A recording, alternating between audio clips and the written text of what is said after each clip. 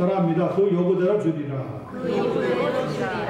본문의 이야기의 말씀은 한밤중에 찾아온 친구의 비유라고 하는 소 제목이 붙어있는 말씀입니다.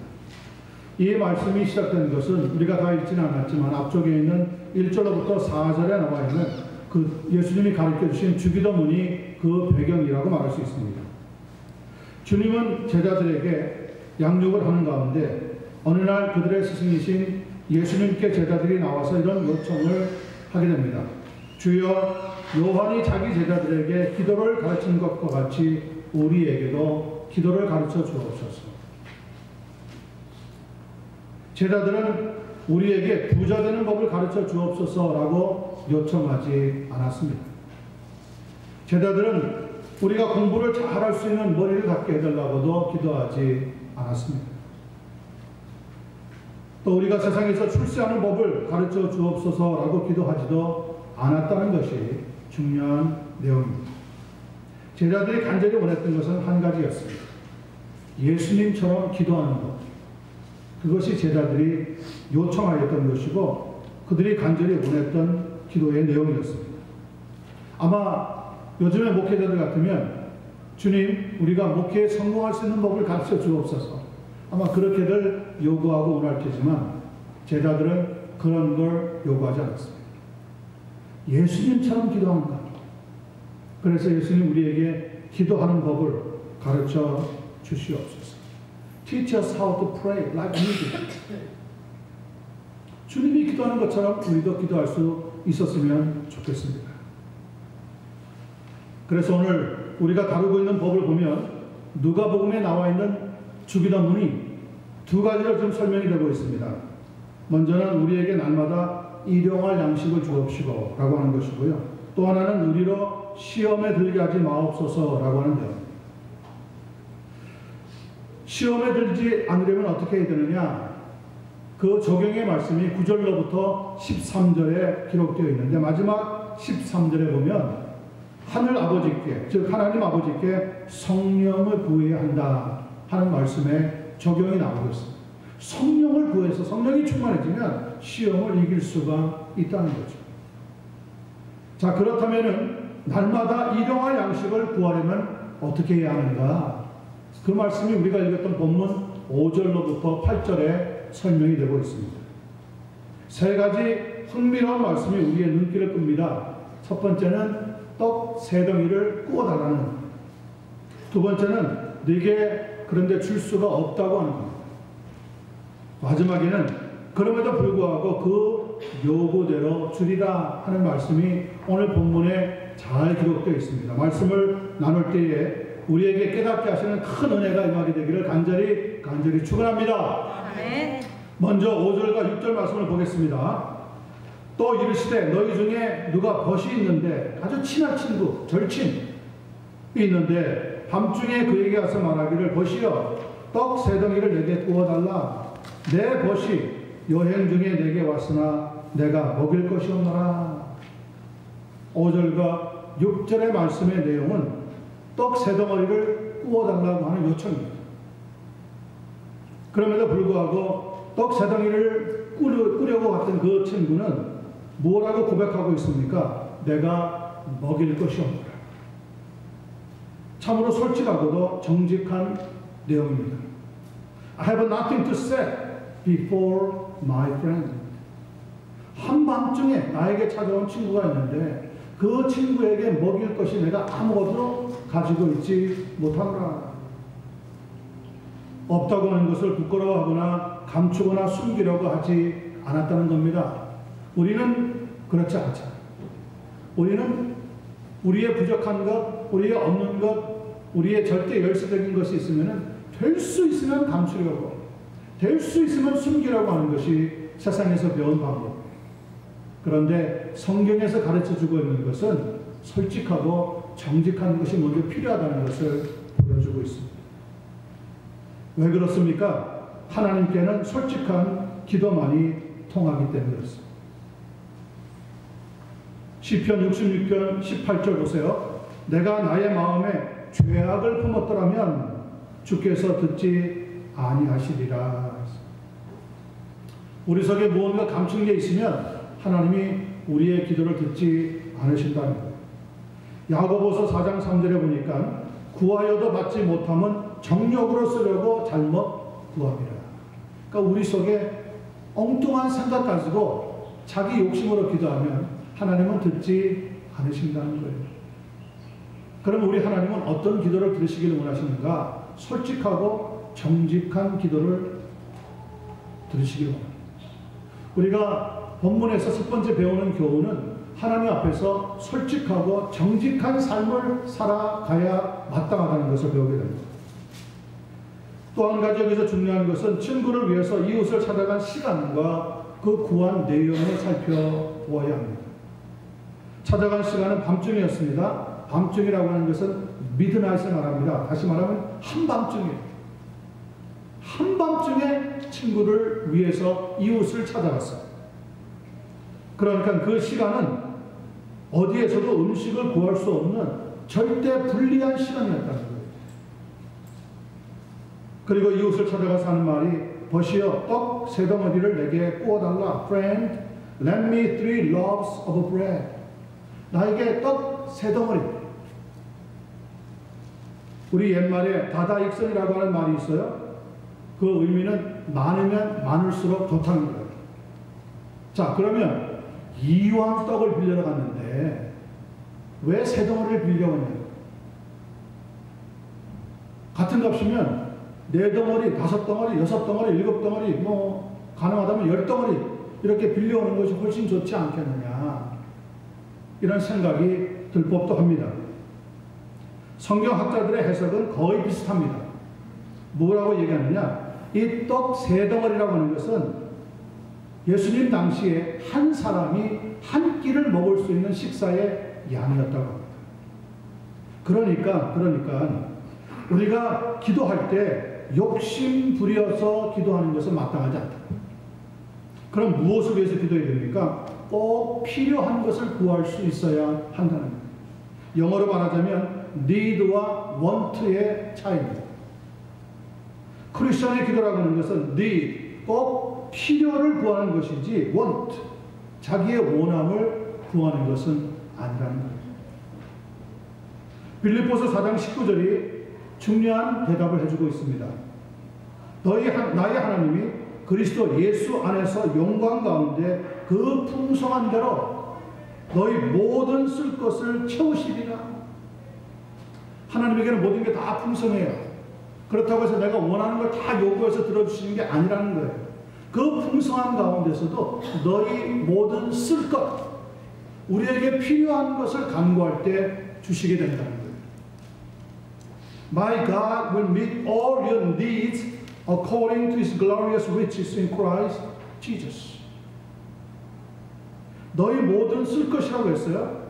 Not all you want, but all you need. 우리의 원하는 것을 구하는 게 아니라는 거예요. 우리의 필요한 것을 구한다는 거예요.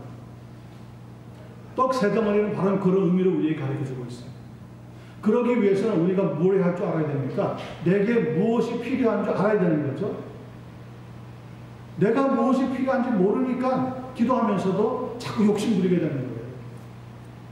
그런데 그런 욕심은 하나님 앞에 받아들여지지 않는다는 거예요. 하나님은 어떤 기도를 들으신다고요? 우리의 솔직하고 정직한 기도를 듣기를 원해요.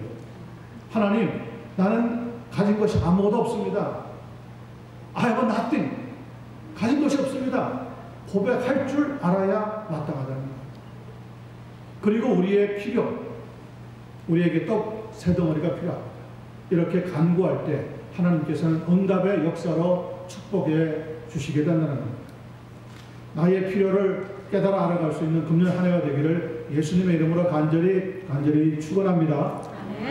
두 번째 7절 말씀 보겠습니다.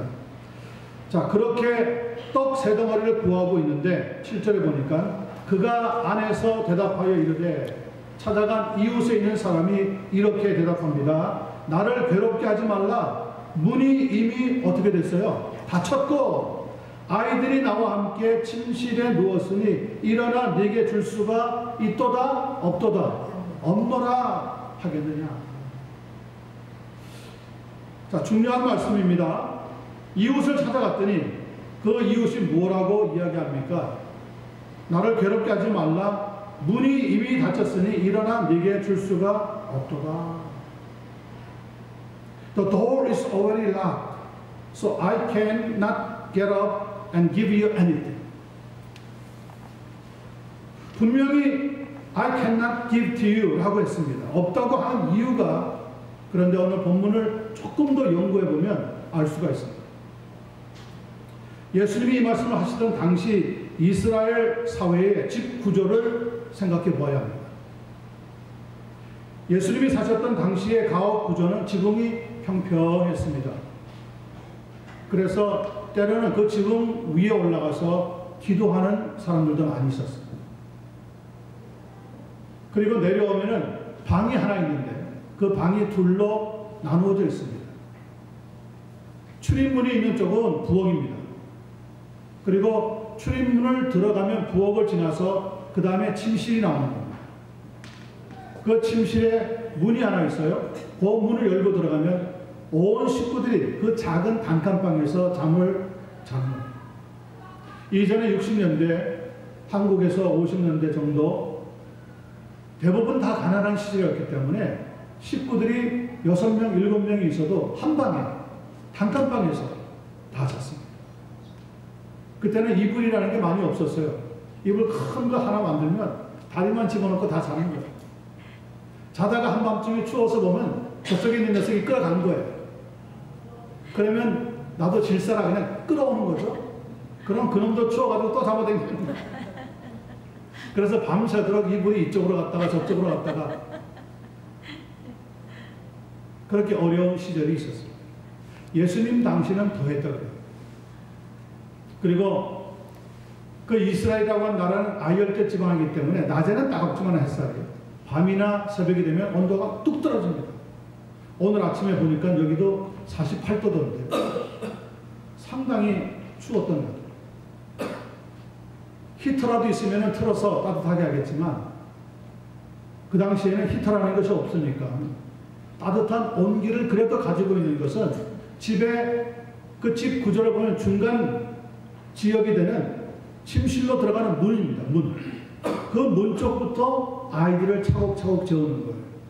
그리고 부모님은 문에서 제일 먼 벽 쪽으로 가서 눕는 겁니다. 벽이 제일 추우니까. 자, 한밤중입니다. 문을 두드리는 소리가 납니다. 나가기 위해서는 부모님이 어떻게 해야 됩니까? 캄캄한 밤중인데 미드나잇이에요? 한밤중에 안 보여요 뭐가. 일어나서 침실문을 열고 부엌질 문을 열려고 하면은 아이들을 타고 지나가야 한단 말이에요.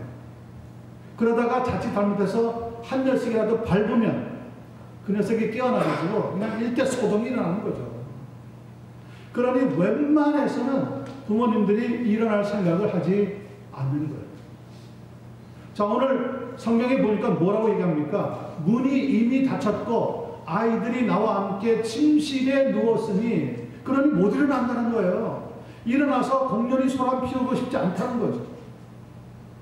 시간도 어울리지 않고 문은 닫혀있고 찾아간 이웃은 저 뒤에 지금 아이들과 함께 누워있기 때문에 그 아이들을 타고 건너올 수가 없다. 너의 사정은 알겠지만, 딱한 사정은 알겠지만 내가 일어나서 줄 수가 없다고 이야기를 하는 겁니다. 우리는 이해가 되어집니다.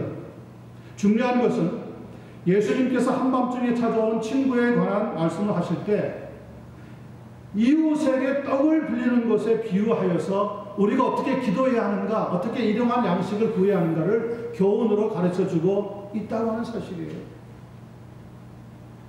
그러니까 문이 이미 닫혔다고 하는 것은 기도의 문이 닫혔다고 하는 말과도 같습니다. 네게 줄 수가 없다고 하는 것은 기도의 응답을 할 수가 없다고 하는 의미와도 직통합니다.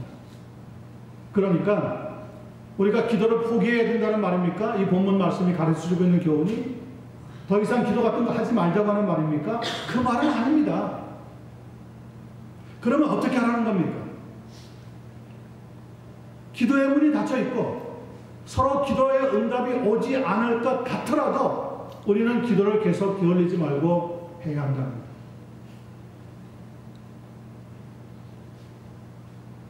구약 성경에 있는 열왕기상 18장을 읽어보면 북왕국 이스라엘 땅에 약 3년 반 동안이나 비가 내리지 않아서 곤란을 겪었다고 합니다. 비가 내리지 않았다는 것은 뭐가 닫혔다는 거죠? 하늘의 문이 닫혔다는 거예요. 문이 이미 닫혔고 오늘 본문에서도 이야기하고 있습니다. 거의 같은 맥락의 의미를 가지고 있습니다. 당시는 이스라엘 역사에서 가장 사악한 독재자 아합 왕이 통치하고 있을 때입니다. 정말 햇볕은 쨍쨍, 모래하는 반짝하는 모든 것이 말라버리는 그런 시간이 계속되고 있는 가뭄의 사건을 만나게 됩니다. 그때 엘리야라고 하는 선지자가 하나님께 기도하기를 시작합니다. 갈멜산 꼭대기로 올라갔습니다.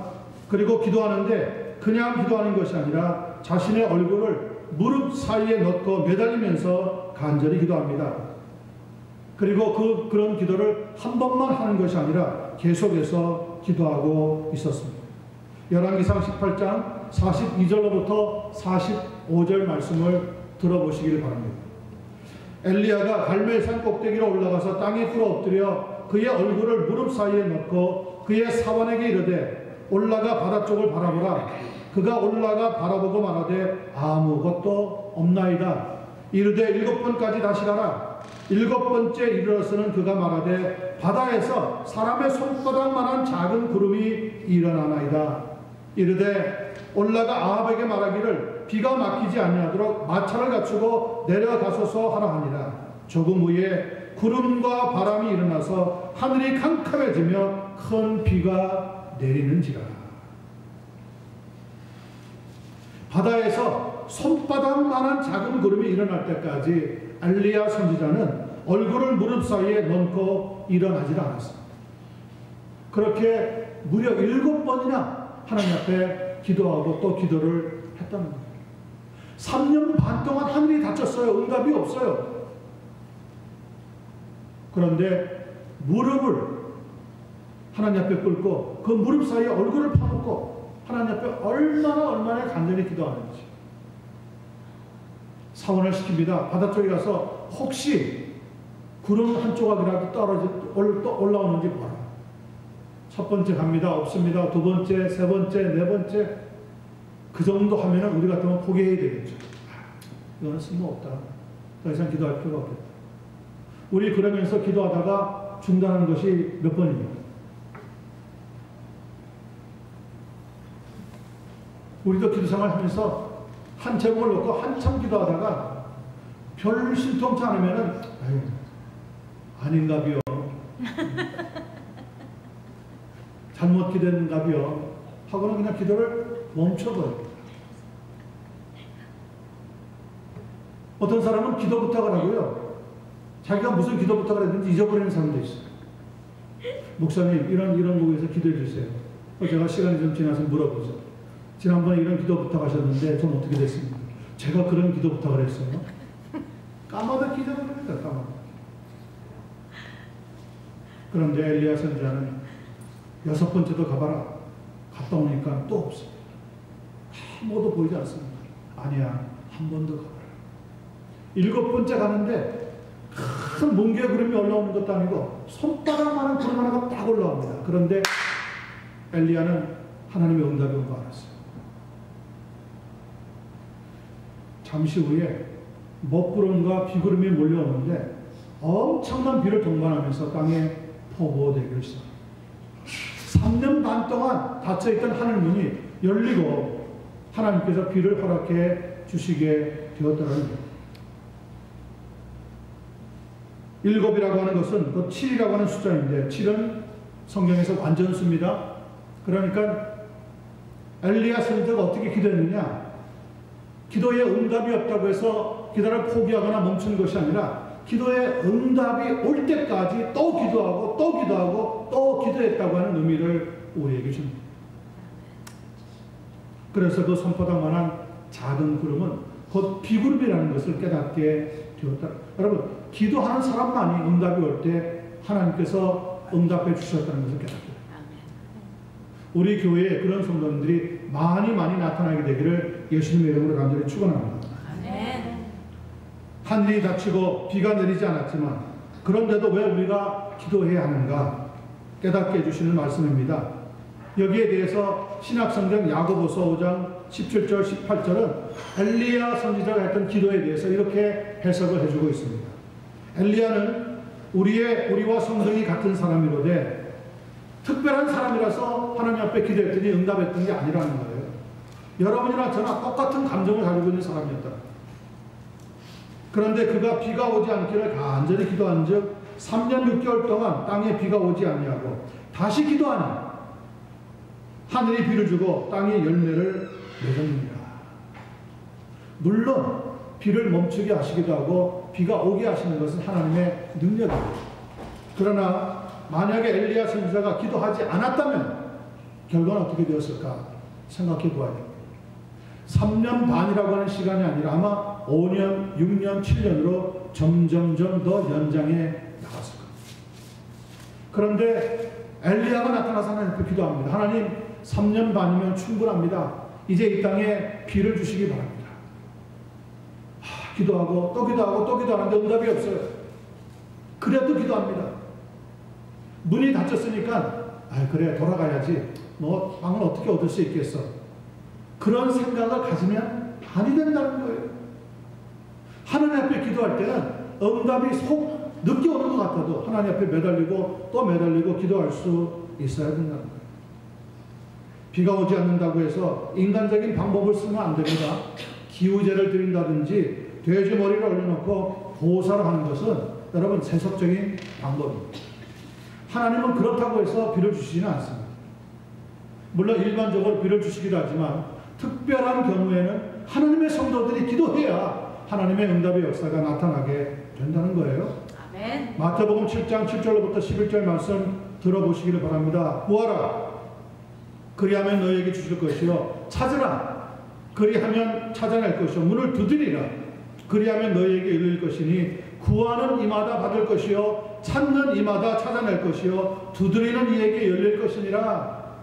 너희 중에 누가 아들이 떡을 달라 하는데 돌을 주며 생선을 달라 하는데 뱀을 줄 사람이 있겠느냐. 너희가 악한 자라도 좋은 것으로 자식에게 줄 줄 알거든 하물며 하늘에 계신 너희 아버지께서 구하는 자에게 좋은 것으로 주시지 아니하겠느냐. 여러분 믿습니까? 아멘. 하나님은 구하는 자에게 반드시 하나님의 때를 통하여서 우리에게 응답하시고 허락하신다는 것을 믿고 또 믿으시기를 바랍니다. 아멘. 목사님 어떤 사람은 기도하지 않아도 잘만 되던데요. 여러분 성도는 그런 말 하면 안 돼요. 성도는 그렇게 어떤 최소와 같은 우연의 사건 때문에 우리의 믿음의 생활을 거기에 걸고 살아가는 건 아닙니다.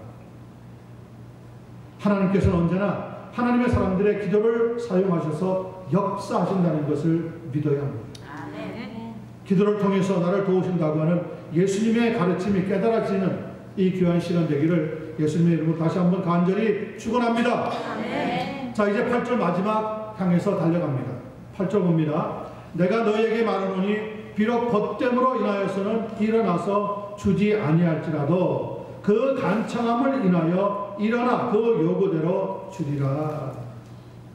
분명히 줄 수가 없다고 했었는데 오늘 8절 끝에 보니까 뭐라고 결론을 내리고 있습니까? 그 요구대로 주게 되리라. 여기에 오늘 키포인트가 있는 거예요. 성경은 이야기합니다.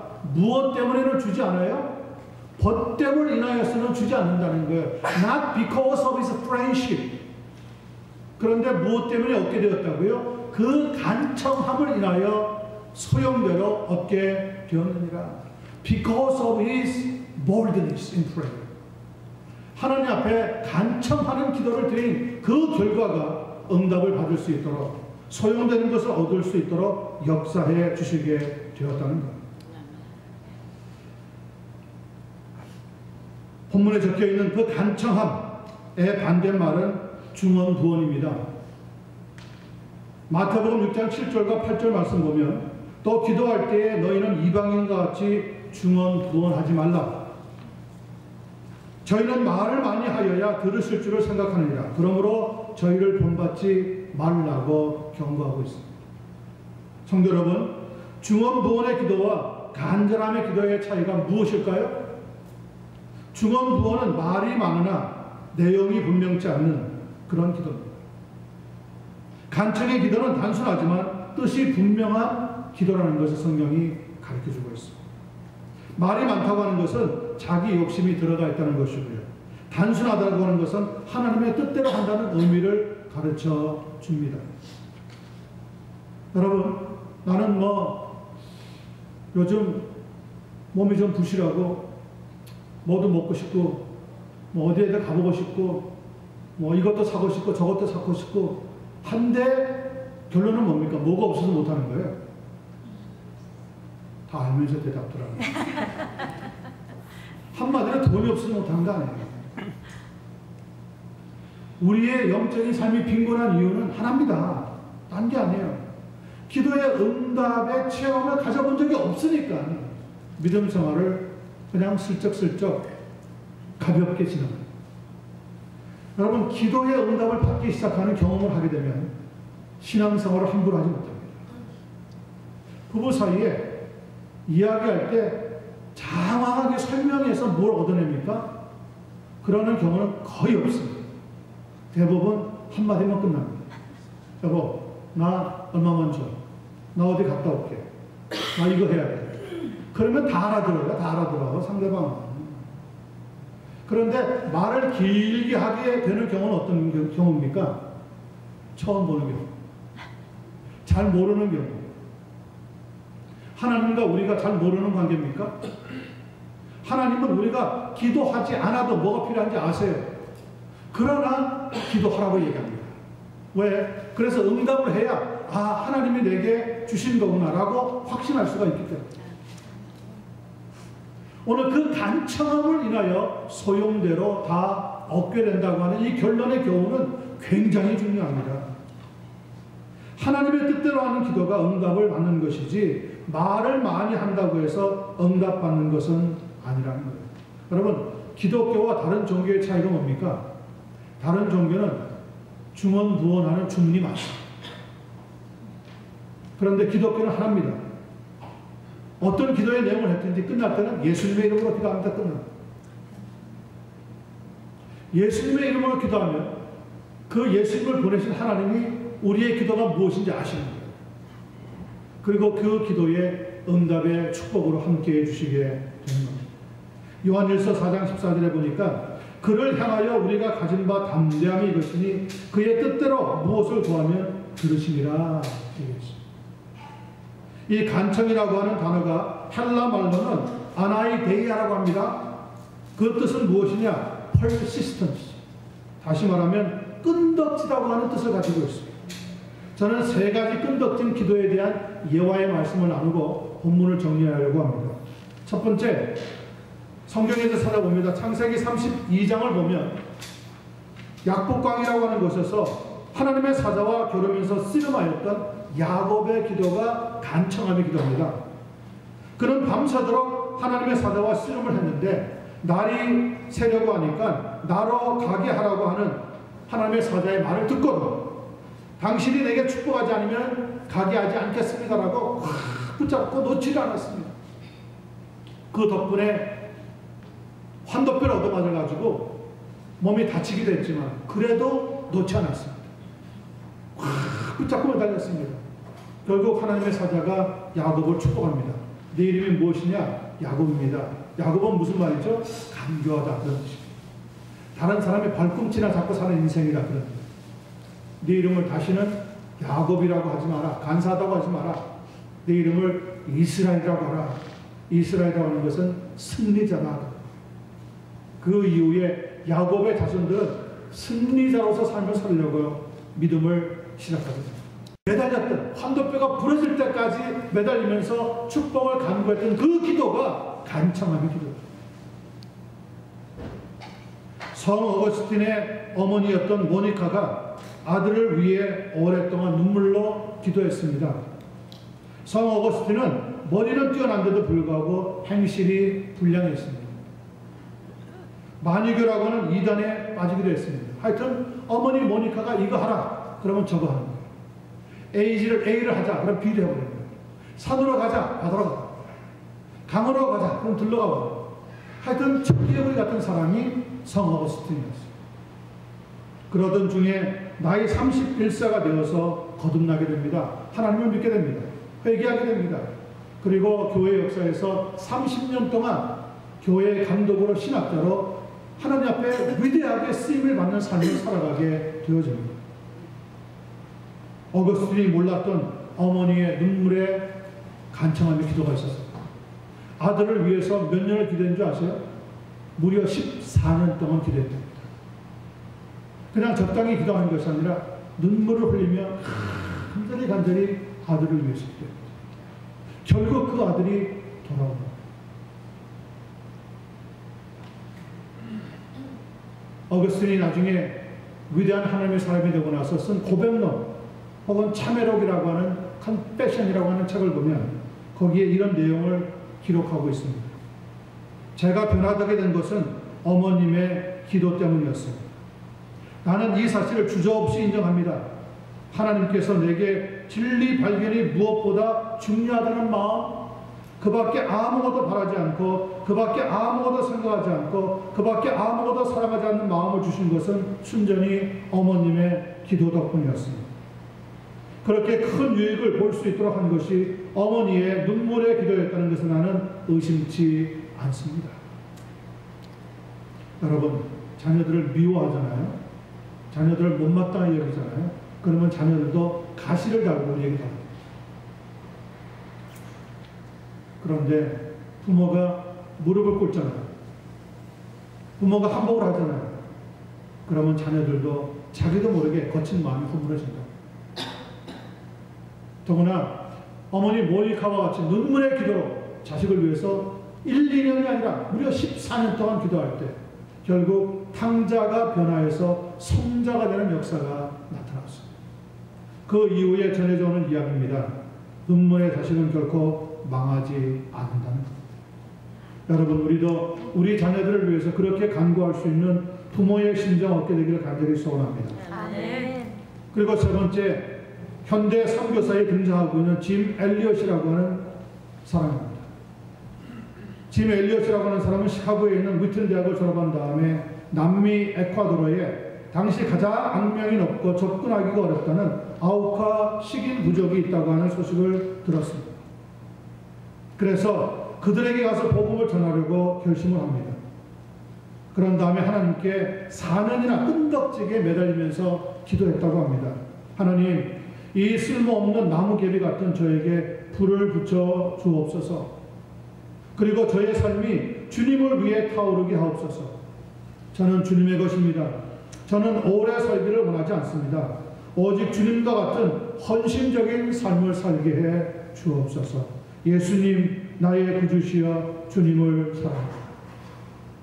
결국 1953년에 그의 동료 4명과 함께 선교사로 지원을 해서 에콰도르에 들어가게 됩니다.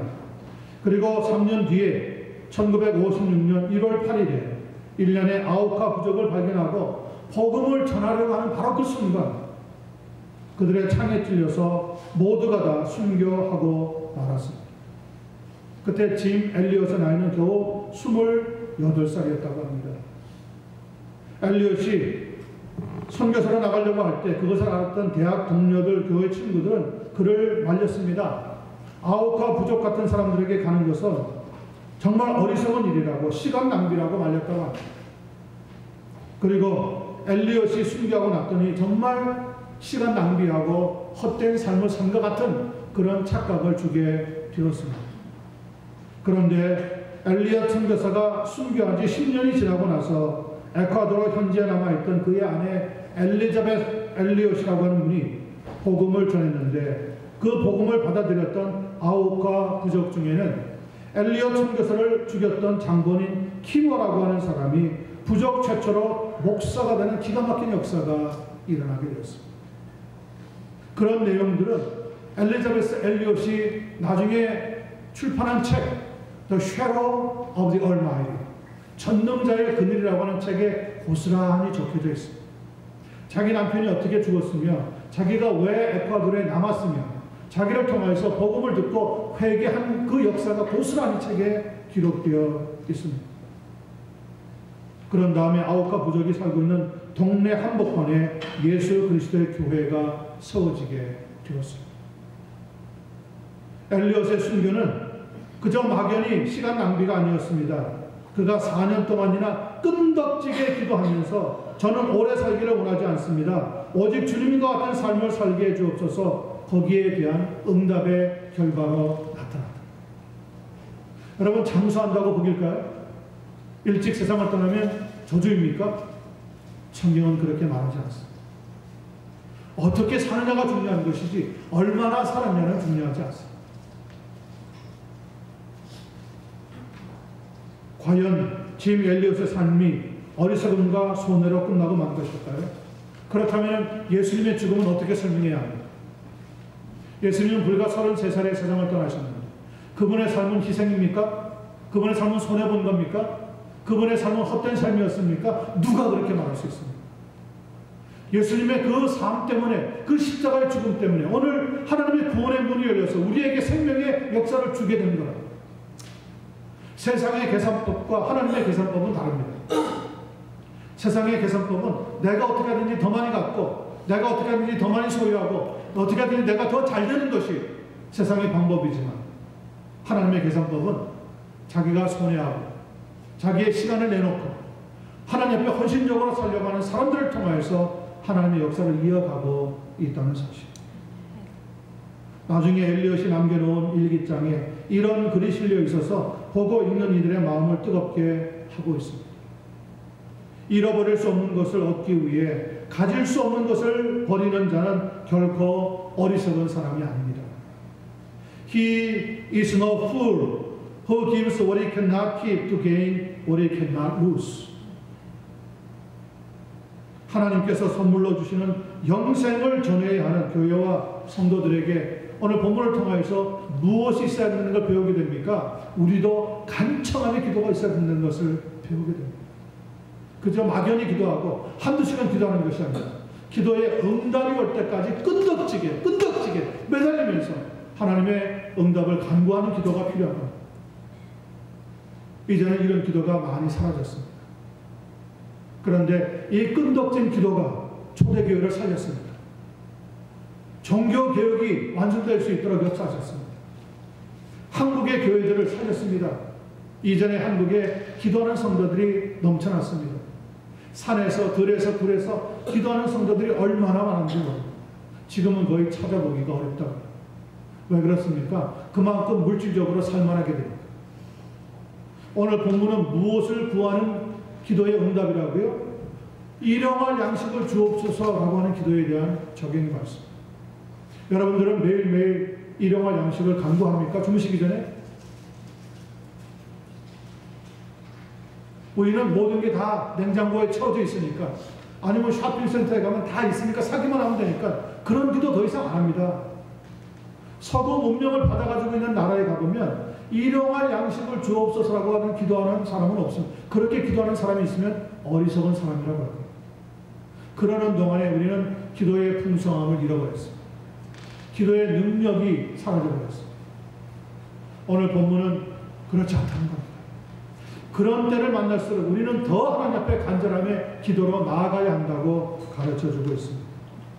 예레미야서 33장 2절과 3절 말씀 들어보세요.